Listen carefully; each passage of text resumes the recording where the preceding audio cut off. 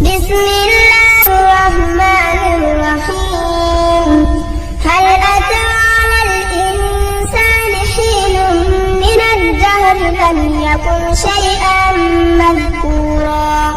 إنا خلقنا الإنسان من نطفة أمشاج نبتليه فجعلناه سميعا بصيرا إنا هديناه السبيل إما شاكرا وإما كفورا إنا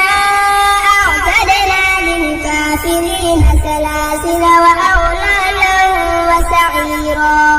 إن الأبرار يشربون من كأس كان مزاجها كافورا عينا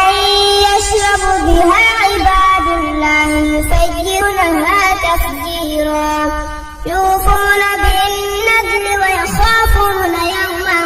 كان شره مستطيرا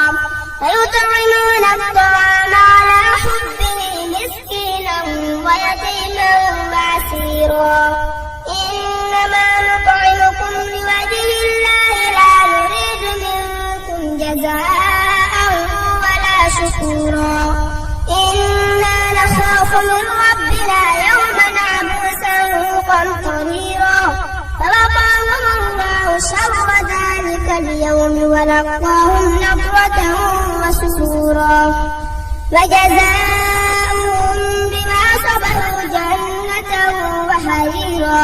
متكئين فيها على الأرائك لا يرون فيها شمسا ولا زمهريرا ودانية عليهم ظلالها وظللت قطوفها تذليلا ويطاف عليهم بآنية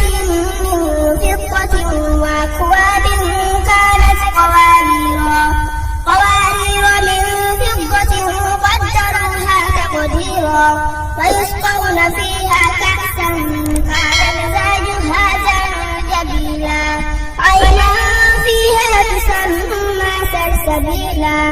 ويطوف عليهم ولدان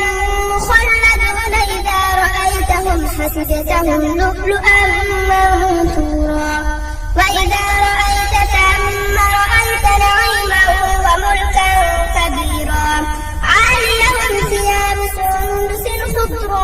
واستبرق وحلوا وساور من فضة وسقاهم ربهم شرابا طهورا إن هذا كان لكم جزاء وكان سعيكم مشكورا إنا نحن نزلنا عليك القرآن تنزيلا فاصبر لحكم ربك ولا تطع منهم آثما أو كفورا واذكر اسم ربك بكرة وأصيلا ومن الليل فاسجد له وسبحه ليلا طويلا إن هؤلاء يحبون العاجلة ويذرون وراءهم يوما ثقيلا نحن خلقناكم وشددنا أسرهم وإذا شئنا بدلنا أمثالهم تبديلا